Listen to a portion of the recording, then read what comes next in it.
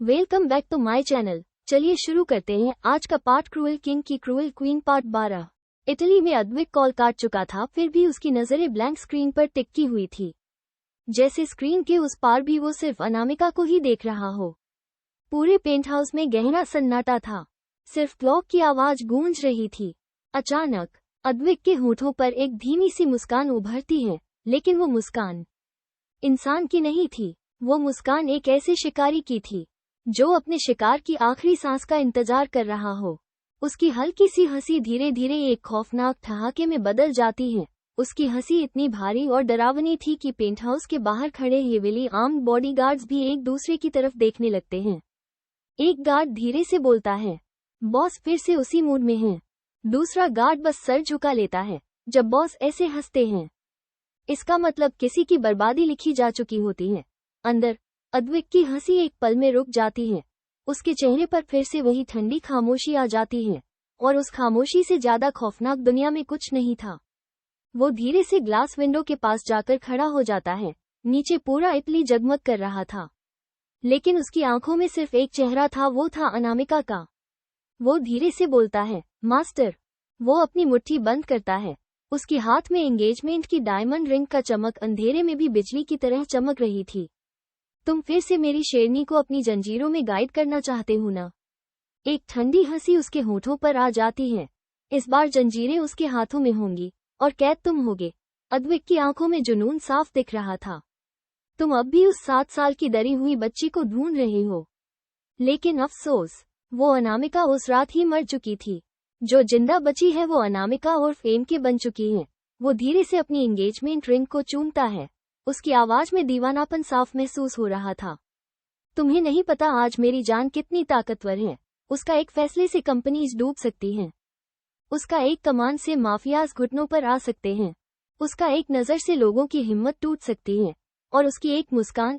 अब अद्विक अपनी आंखें बंद करके मुस्कुराता है और आगे बोलता है, मेरे जैसे माफिया किंग को भी बेचैन कर सकती है। एक पल के लिए उसकी आवाज नर्म पड़ जाती है। तुम मेरी मोहब्बत नहीं, मेरी सबसे बड़ी ताकत हो। फिर उसका चेहरा दोबारा पत्थर की तरह सख्त हो जाता है। रेडी हो जाओ, मेरी शेरनी आ रही है तुम पर वार करने। उसकी सबसे पहला वार तुम्हारा एम्पायर होगा। बचा सके तो बचा लो। सब कुछ तुम्हारी आंखों के सामने खत्म होगा, लेकिन तुम्हें पता तक नहीं चलेगा वार कहां से और किसने किया। जब तक तुम जान जाओगे तब तक तुम्हारे पूरे वजूद को मिट्टी में मिला चुकी होगी। अद्विक धीरे से आसमान की तरफ देखता है। उसके होठों पर एक खौफनाक मुस्कान आ जाती है। गेम तुमने शुरू किया था, लेकिन खत्म मेरी शेरनी करेगी, और उस दिन पूरा जहां सिर्फ एक नाम याद रखेगा। वो धीरे से आंखें बंद करता है और उसकी आवाज पेंट हाउस में गूंज उठती है, अनामिका उर्फ मिस एम के। उसी पल दूर आसमान में तेज बिजली चमकती है, जैसे खुद किस्मत ने भी इस जंग का ऐलान कर दिया हो। नेक्स्ट मॉर्निंग कपूर मेंशन में कोई हलचल नहीं था। आज सब लोग शांति बनाए रखे थे। अनामिका की रूम अंदर एक लग्जरी ऑफिस सेटअप में बैठी हुई थी। व्हाइट शर्ट, ब्लैक ब्लेजर, सलीका पोनीटेल, चेहरे पर एमके वाली ब्लैक सिग्नेचर मास्क पहने स्क्रीन को घूर रही थी। इस वक्त उसकी ऑरा बहुत खतरनाक था। सामने 3 बड़े मॉनिटर्स, एक लैपटॉप, साइड में टैबलेट और ब्लूटूथ ईयरपीस। स्क्रीन पर दुनिया के अलग अलग कंट्रीज के टॉप बिजनेस हेड्स कनेक्टेड थे, और साथ में उसकी लंदन की पर्सनल असिस्टेंट सोफिया भी थी। London head, good morning boss, Europe project files are ready. Dubai head, Middle East investors are waiting for your final approval. Singapore head, boss, one signature from you and the deal will officially become the biggest project of this year. Anamika बिना एक second waste किए काम voice में बोलती है, Anamika, screen number 2 open कीजिए। Clause 17 change कीजिए। Dubai project को ग्रीन सिग्नल दीजिए। London legal team contract verify करे। सिंगापुर प्रेजेंटेशन एग्जैक्टली 9:15 पर लॉन्च होनी चाहिए। No mistakes. सभी लोगों की पसीने छूटने लगता है। सब लोग एक साथ हकलाते हुए बोलते हैं, एसएस बॉस। उसके सिर्फ एक एक वर्ड पर करोड़ों का बिजनेस चल रहा था। तभी दरवाजा धामों से खुलता है और विवान एकदम से रूम में एंटर होता है। बिना सामने देखे फुल रेडियो मिर्ची मोड में बोलता है, बेटू तुम अभी तक नीचे क्यों नहीं आए नाश्ता करने। ये सब वो बिना सामने देखे बोल रहा था। अनामिका बिना कोई भाव के सामने अपना बेवकूफ भाई को देखती है, जो रखने का नाम ही नहीं ले रहा था। बुलेट ट्रेन की तरह बिना रूखे बोले जा रहा था। अनामिका लैपटॉप स्क्रीन पर देखती है। जूम कॉल पर बैठे सारे बिजनेस हेड्स के टोटे उड़ जाते हैं। Zoom call business head number 2 वाला इंसान मन ही मन में आंखें बंद करके, हे भगवान, ये लड़का कौन है? इसका तीर्थ यात्रा का टिकट काटने वाला है। मिस एम के इससे कच्चा चबाने वाली हैं। विवान फाइनल मिनटे अनामिका की तरफ गर्दन घुमाता है और उसके चेहरे पर मास्क देखता है, कंफ्यूज हो जाता है और पूछ पड़ता है, बेटू क्या हुआ है? मास्क क्यों पहना है? कहीं तुम्हारी तबीयत तो खराब नहीं है ना? बोलो बेटू, इतना बोलकर आगे बढ़ने लगता है। लेकिन एक मिनट, ये क्या, मैं आगे क्यों नहीं जा पा रहा हूँ? विवान अपनी गर्दन तिरछी करके देखता है और हैरान हो जाता है, क्योंकि अद्वितीय और रूहानिका उसको पीछे से पकड़ कर खड़े थे और उसको ही घूर घूर कर देख रहे थे। विवान चीर कर मन ही मन, लो आ गए दोनों, जलकूप दे। मन तो करता है कि दोनों को उठा के रूम से नहीं सीधा मार्स पे लॉन्च कर दूं। विवान छिड़के बोलता है, अरे छोड़ो तुम दोनों मुझे, मेरा कॉलर फैट जाएगा।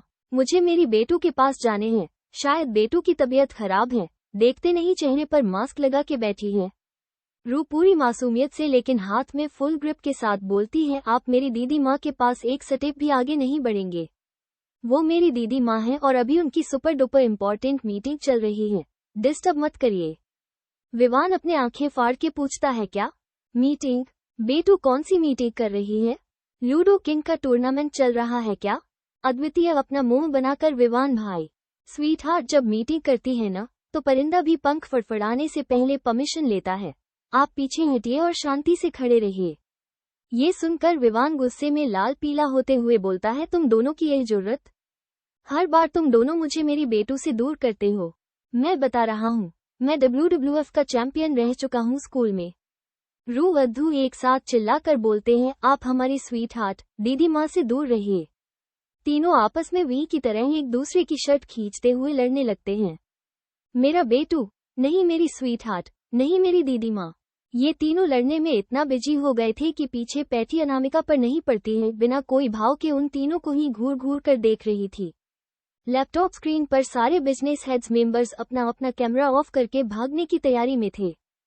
अनामिका एकदम ठंडी डेंजरस आवाज में बोलती है, अगर अगले 3 सेकंड में आप तीनों मेरे रूम से बाहर नहीं फेंक गए तो कल सुबह का नाश्ता तुम तीनों ICU में करोगे। तीनों एक दूसरे को देखते हैं। कुछ सेकंड सन्नाटा और अगले ही सेकंड रूम खाली, सिर्फ दरवाजा हवा से हिल रहा था। इसका मतलब था कि तीनों बिना पीछे मुड़े फोर हो चुके थे। अनामिका एक गहरी सांस लेती है और अपनी मीटिंग करने के बिजी हो जाती है। रूम के बाहर तीनों जोर जोर से सांस ले रहे थे। ICU वाली धमकी से तीनों की पसीना छूट गया था। रू विवान को घूरते हुए आंखों में नकली आंसू लाकर बोलती है, विवान भाई, आपकी वजह से पहली बार दीदी माँ ने मुझे डांटा। मैं तो सिर्फ उनका ख्याल रखने आई थी। दीदी माँ सिर्फ मेरी हैं। वो मुझे सबसे ज्यादा प्यार करती हैं। विवान चिल्ला के, हट, मैंने क्या किया? सब तुम दोनों की वजह से हुआ है। बेटू मेरी छोटी बहन है, वो मेरा बेटू है। अद्वितीय अपनी बाल सेट करते हुए फुल हीरो स्टाइल में बोलता है, अरे अरे शांत हो जाओ दोनों। तुम दोनों तो अभी कल के आए बचे हो। स्वीट हार्ट मेरी बचपन की बेस्ट फ्रेंड है। मेरा उस पर सबसे पुराना और सबसे ज्यादा हक है। तुम दोनों बीच में मत आओ। पूरी मासूमियत से हाथ जोड़कर अद्भुत चुप ही रहे। दीदी माँ ने मुझे बोला था कि वो मुझसे सबसे ज्यादा प्यार करती हैं। तुम दोनों तो बस एक्स्ट्रा लगेज हो। विवान बीच में घुस के बोलता है, और तुम क्या हो? तुम छोटी मछली हो। तुम दोनों साइड हटो, मैं दोबारा अंदर जा रहा हूँ मेरी बहन को देखने। तीनों कॉरिडोर में ही एक दूसरे पर हक जताते हुए रेसलिंग करने लगते हैं। तभी कॉरिडोर के दूसरे कोने से एंटोनी और नोआह आते हुए दिखते हैं। नोआह के हाथ में कॉफी का मग था। दोनों बात करते हुए आ रहे थे। नोआह तीनों को कुत्ते बिल्ली की तरह लड़ते देखकर जोर जोर से हंसने लगती है। नोआह हंस के पेट पकड़ते हुए, look at these 3 clowns. Antony, देखो, ये लोग सुबह सुबह फिर से WWF रेसलिंग मैच स्टार्ट कर दिए हैं। एंटोनी अपनी टूटी फूटी अंग्रेजी मिक्सड हिंदी में घबरा कर, अरे क्या हो रेला है इधर? तुम लोग क्यों आपस में डॉगी फाइट कर रहा है? विवान मुड़कर एंटोनी को देखता है और बोलता है, डॉगी फाइट नहीं, कैट फाइट भी नहीं। यह मेरे हक की लड़ाई है। ये लोग मेरी बेटू पर अपना हक जमा रहे हैं। एंटोनी समझने की कोशिश करते हुए आईब्रोज ऊपर करके, हक? ओह, हक से? अरे बाबा, अनामिका तो हमारा भी दोस्त है ना? हम भी, बोलता है। अनामिका हमारा सबसे अच्छा बेस्टी पू है। अद्वितीय धक्का खाकर, बेस्टी पू? विवान चीर कर बोलता है, एंटोनी तुम अपना विदेशी दिमाग मत चलाओ, बेटू सिर्फ मेरी है। रू बोलती है, दीदी माँ हमारी है, फिर वो मुझसे बहुत प्यार करती है, चलो हटो सब।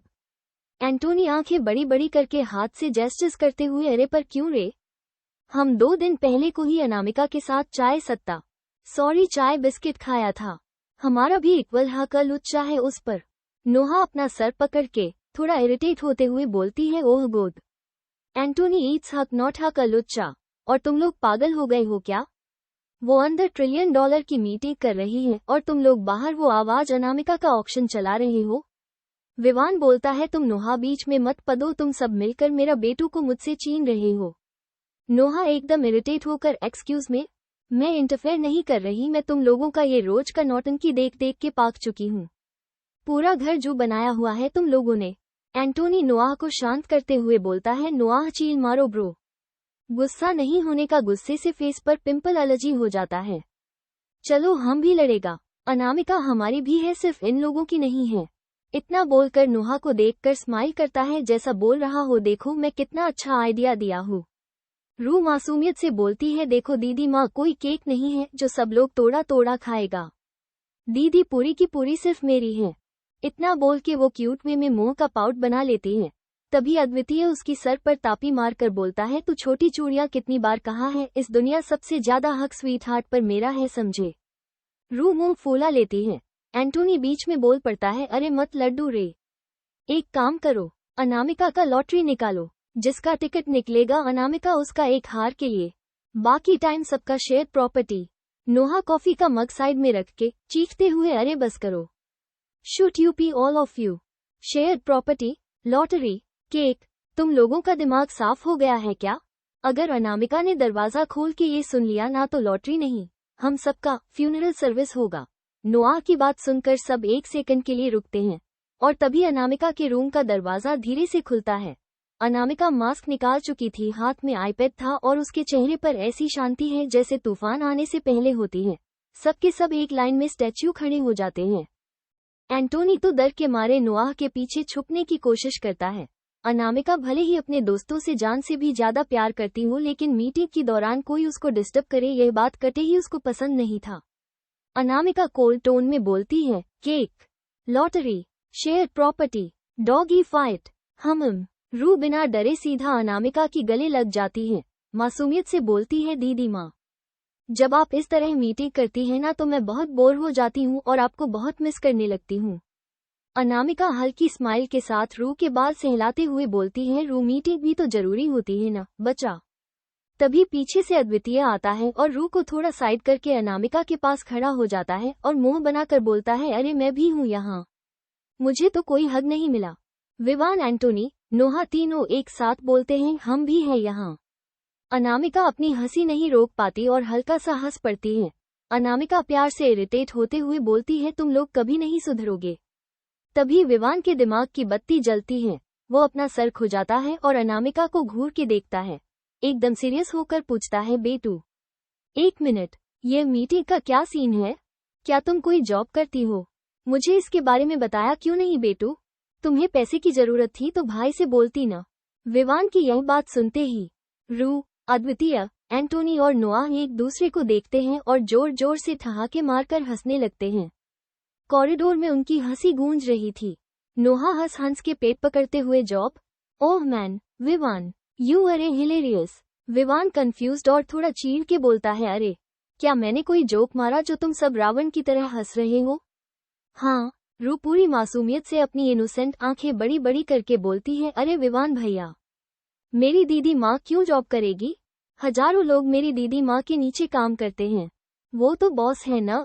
विवान आंखें फाड़ कर, हाँ, हजारों लोग। बेटू, तुम मोमोज की दुकान की चैन चला रही हो क्या? अनामिका अपनी आंखें छोटी छोटी कर लेती है। अद्वितीय अपनी आंखें रोल करके मजाक उड़ाते हुए बोलता है, मोमोज की चैन?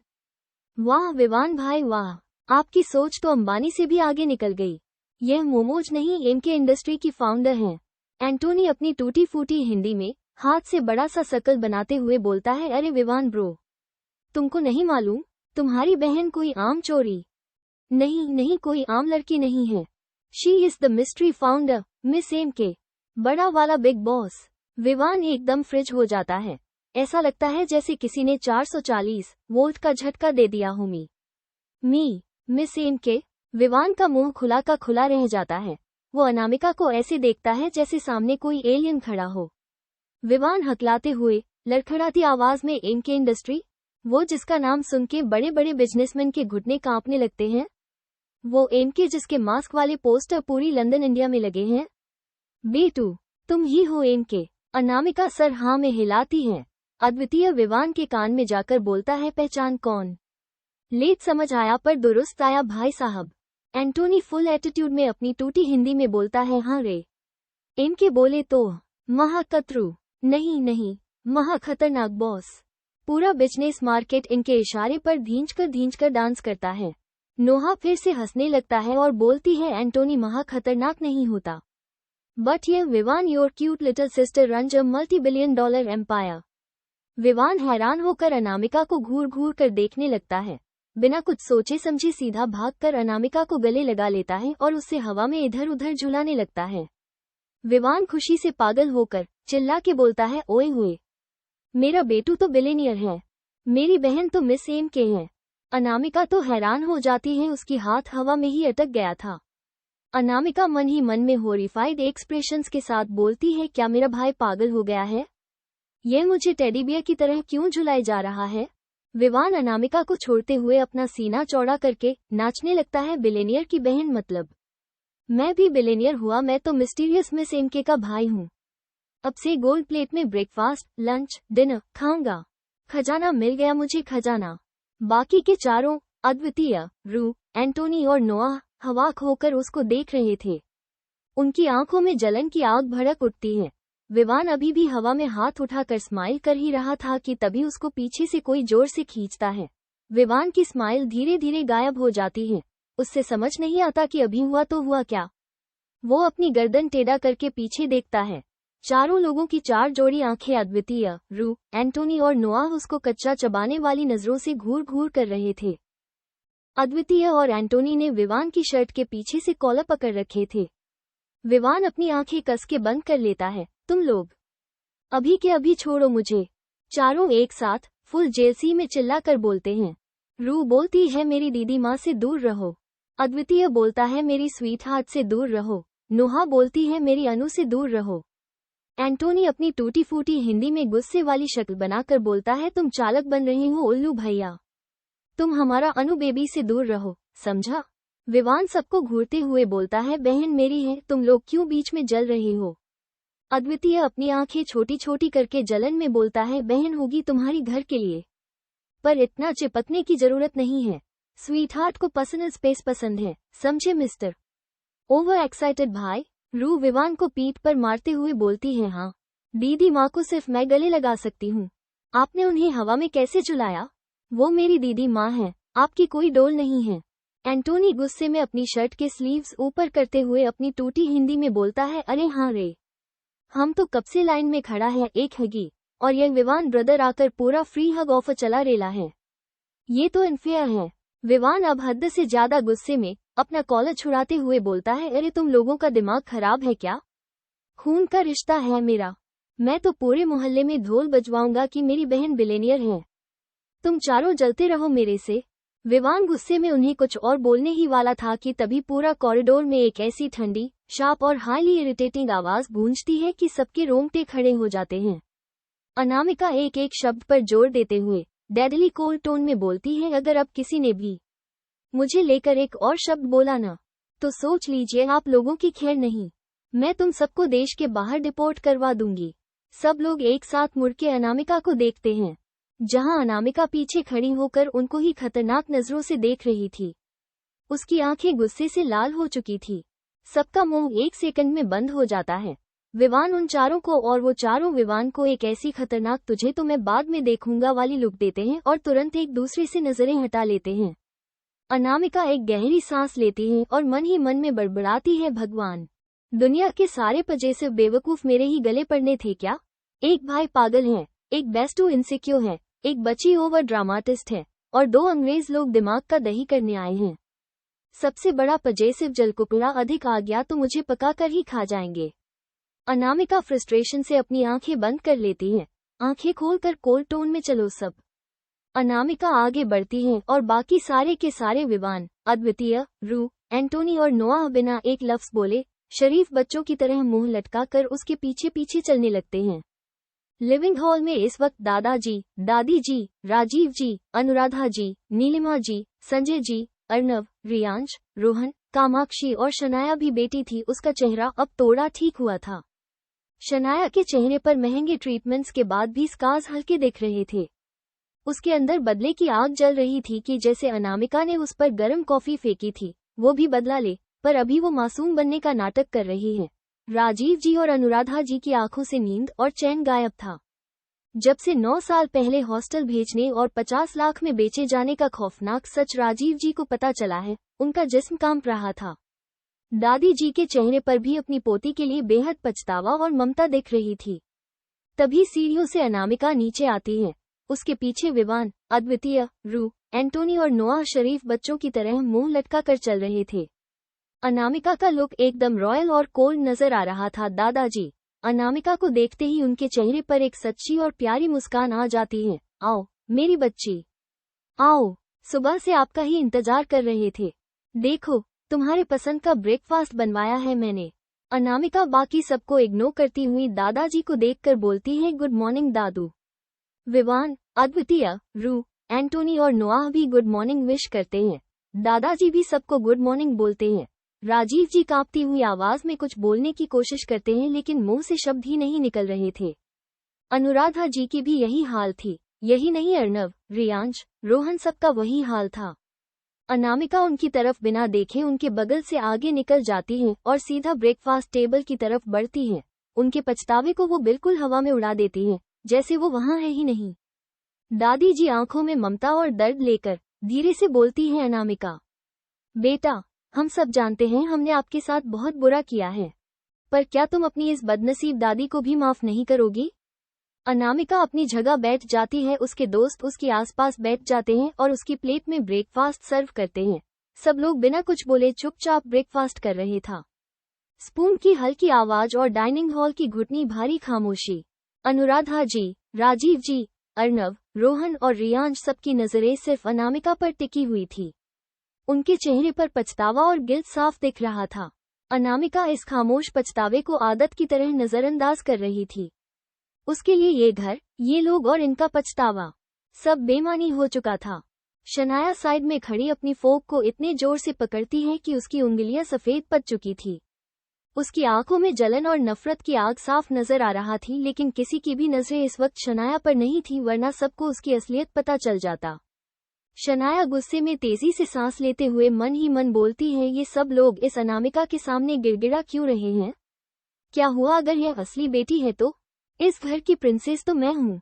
कपूर फैमिली की इकलौती बेटी का टैग फिर मेरा है। मैं इस अनामिका को इस घर की बेटी बनने नहीं दूंगी, बिल्कुल नहीं। पहले भी सबकी नजरों में इसे गिराकर मैं मासूम बनी थी, आज भी वही करूंगी। तुम्हें फिर से सबकी नजरों में गिराऊंगी, तुम्हें फिर से विलेन बनाऊंगी और मैं हीरोइन बनूंगी। शनाया के चेहरे पर एक शातिर स्माइल आती है, फिर वो तुरंत अपना फेस एक्सप्रेशन बदलकर एक मासूम और दुखी लड़की का रूप धार लेती है। बेहद मीठी और कांपती हुई आवाज में बोलती है, अनामिका। अनामिका जो शांति से अपना ब्रेकफास्ट कर रही थी, बिना जल्दबाजी के अपनी ठंडी बर्फ जैसी नजरें उठाती है और सीधे शनाया की आंखों में देखती है। उस ठंडी और बेपरवाह नजर ने एक पल के लिए शनाया को अंदर तक हिला दिया, पर शनाया ने अपनी मासूमियत का नकाब और काश के पहन लिया। आंखों में झूठे आंसू लाते हुए बोलती है, अनामिका, मैं जानती हूँ तुम मोम डैड और भाइयों से नाराज हो, पर यकीन करो उनकी कोई गलती नहीं थी। उस वक्त शायद हालत ही ऐसे थे। सब तुमसे बहुत प्यार करते थे, लेकिन मोम डैड तो बस थोड़ा डर गए थे उन बाबाजी की बातें सुनकर, इसलिए तुम्हें दूर रखे थे। शनाया थोड़ा आगे बढ़ती है, जैसे पूरे परिवार का दर्द वही सहती हो। गला भरते हुए बोलती है, मोम डैड तुमसे आज भी मुझसे ज्यादा प्यार करते हैं। अनामिका, तुम उन्हें माफ क्यों नहीं कर देती? देखो न, डैड की आंखों का दर्द देखो, भाइयों की हालत देखो, और मोम ने तो कितने दिनों से ठीक से खाना तक नहीं खाया है। क्या ये सब देखकर भी तुम्हारा दिल नहीं पिघलता? कितनी कठोर हो गई हो तुम। शनाया की आवाज में इतना चलता फिरता दर्द था कि कोई भी धोखा खा जाए। सबको लग रहा था कि शनाया कितनी समझदार और परिवार को जोड़ती हुई बेटी है, सिवाय दादाजी, नीलिमा जी, विवान, एंटोनी, नुहा, रू को छोड़कर। लेकिन शनाया के दिमाग में सिर्फ एक ही बात चल रही थी। शातिर स्माइल के साथ बोलती है, सी दैट, मैं फिर से सबकी दिल की अच्छा बन गई। और तुम, अनामिका, एक बार फिर सबकी नजरों में एक दिलहीन और बेरहम बेटी। अनामिका अपनी स्पून नीचे रखती है।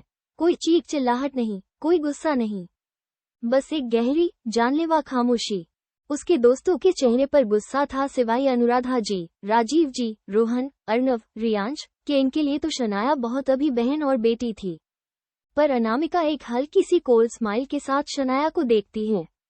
1.2, 3, 4, 5 सेकंड्स तक एकदम खामोश शनाया को बिना कोई एक्सप्रेशन के देखती रहती है।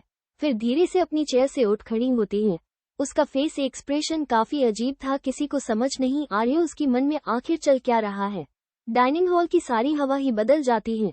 शनाया के माथे पर पसीना आ जाता है। अभी तक मासूम बन के जो खुश हो रही थी, अब उसकी चेहरे का रंग उड़ चुका था। उसका चेहरा काला पड़ चुका था। वो डर के मारे 2 कदम पीछे हट जाती है। अनामिका बिना अपनी नजरें हटाए धीरे धीरे शनाया की तरफ बढ़ने लगती है। अनामिका के हील्स की भरी, स्लो साउंड टेबल पर गूंज रही थी। अनुराधा जी, राजीव जी, अर्नव, रियांश, रोहन और संजय जी घबरा कर अपनी सीट से उठ खड़े होते हैं। लेकिन दादी जी, दादाजी, नीलिमा जी, विवान, एंटोनी, नुहा, अद्वितीय और रूहानिका बिना किसी एक्सप्रेशन के शांत बैठे रहते हैं। अनामिका की आंखों में ऐसी दहशत है कि सबके रेंज खड़े हो जाते हैं। उसका एक एक कदम शनाया के लिए किसी काल से कम नहीं लग रहा था। शनाया को लग रहा था कि आज उसकी खैर नहीं। कामाक्षी जी दूर खड़ी ये सब देख रही थी। वो मन ही मन गुस्से से जल रही थी। जब ये लड़की पहले मेरी बेटी के चेहरे पर गरम कॉफी फेंक सकती है, तब तो मैं नहीं थी, लेकिन आज क्या करेगी? वो शनाया को बचाने के लिए आगे बढ़ती हैं। तभी अनामिका की बढ़ते कदम बीच में ही रुक जाती है। उसके सामने अनुराधा जी डर और बेहद पैनिक में दोनों हाथ फैलाए खड़ी थी। अपनी अडॉप्टेड बेटी को बचाने के लिए अपनी ही सगी बेटी के खिलाफ खड़ी थी। कामाक्षी जी अनुराधा जी को आगे आते देखकर बीच में ही रुक गई थी। उनके होंठों पर एक घटिया, शातिर मुस्कान आ जाती है। घटिया मुस्कान के साथ बोलती है, अब मुझे आगे जाने की जरूरत ही नहीं। ये बेवकूफ भाभी ही मेरी बेटी को बचाएगी। आखिर अपनी खुद की सगी बेटी से ज्यादा अपनी अडॉप्टेड बेटी से जो प्यार करती है। अनुराधा जी कांपती हुई आवाज में बोलती है, आंखों में आंसू लेकर। अनामिका, प्लीज रुक जाए बेटा। शनाया तो बस तुमसे माफिया मांग रही थी। वो तो हम सबकी दर्द को कम करना चाहती थी। वो गलत नहीं है बेटा। उसने कुछ गलत नहीं किया, वो बस आपको समझा रही थी। अनामिका की आंखों में एक पल के लिए गहरा सन्नाटा छा जाता है। फिर एक ऐसी कोल्ड, बर्फ जैसी स्माइल आती है जो पूरे रूम का टेम्परेचर गिरा देती है। ये देखकर अनुराधा जी रोते हुए शनाया के आगे ढल बनकर बोलती है, नहीं अनामिका, मैं अपनी बेटी को चोट नहीं पहुंचने दूंगी। आप इतनी कठोर कैसे हो सकती है? शनाया ने सिर्फ आपके भले के लिए बोला। ये सुनकर अनामिका की फेस पर एक टेडी स्माइल आ जाती है। वो अपनी गर्दन टेडी करके साइड में देखती है जहां राजीव जी खड़े थे। राजीव जी भी अनामिका को ही देख रहे थे। अनामिका की फेस अब बिना भाव की हो जाती है। कुछ सेकंड तक राजीव जी को देखती रहती है, तभी पूछ पड़ती है, क्या आप अभी भी मुझसे माफी मांगने की हिम्मत करेंगे मिस्टर राजीव कपूर? देखिए अपनी धर्म पत्नी को, अपनी इस अडॉप्टेड सती सावित्री, संस्कारी इकलौती बेटी को कैसे प्रोटेक्ट कर रही हैं।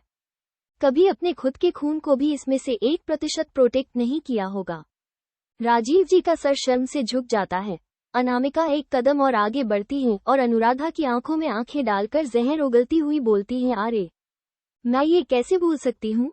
ये औरत तो खुद की बेटी को कब का मार चुकी है। कमाल है मिसेस अनुराधा कपूर, आज फिर आपने साबित कर दिया कि खून के रिश्ते आपके लिए सिर्फ एक कचरा हैं। आप एक घटिया माँ हैं। आप जैसी औरत की कोख में जन्म लेने से अच्छा कि बच्चा पेट में ही मर जाए। अच्छा हुआ कि मेरा छोटा भाई आपके पेट में ही मर गया, नहीं तो पता नहीं आप जैसी घटिया माँ और इस जैसा घटिया बाप मिलकर उसको क्या से क्या बना देते। डाइनिंग हॉल में एक सन्नाटा छा जाता है। अनुराधा जी अपनी होठों पर दोनों हाथ रखकर 4 कदम पीछे हटती हैं, जैसे किसी ने उनके सीने में खंजर घुप दिया हो। राजीव जी के दिल में एक तीस उठती है। अर्नव, रियांश और रोहन की आंखों से जहर जहर आंसू बहने लगते हैं। राजीव जी का गुस्सा अपनी पत्नी अनुराधा जी पर फट पड़ता है। वो आगे बढ़ते हैं और कोल्ड टोन में अपनी पत्नी को देखते हुए बोलता है, राधा, आज के बाद आप बार बार शनाया को हमारी बेटी मत कहिए।